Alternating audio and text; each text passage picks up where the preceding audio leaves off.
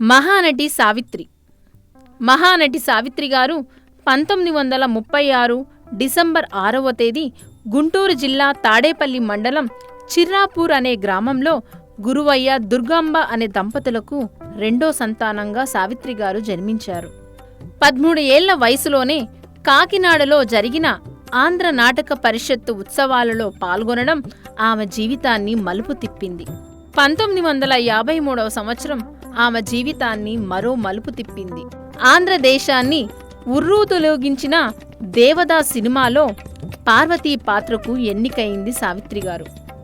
ఈ పాత్రతో ఆమె ప్రేక్షకుల ఆదరణ పొందింది. 1957లో వచ్చిన మాయాబజార్ సినిమాలో తన నటనా విశ్వరూపాన్ని చూపించింది.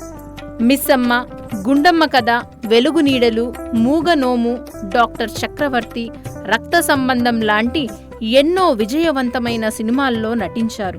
తెలుగువారి ఆడపడుచుగా పేరు గడించింది.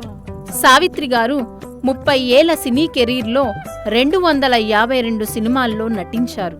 1950 నుండి 1960లో ఆమె ఇండియాలో ఎక్కువ ఆదరణ కలిగిన నటిగా కీర్తింపబడ్డారు.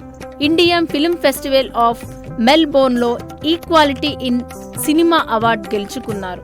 ఆమె 1999లో 30వ ఇంటర్నేషనల్ ఫిల్మ్ ఫెస్టివల్ ఆఫ్ ఇండియాలో ఏ మూన్ అమాంగ్ స్టార్స్ గౌరవాన్ని అందుకున్నారు. ఆమె 1981 డిసెంబర్ 26న సావిత్రి గారు మరణించారు.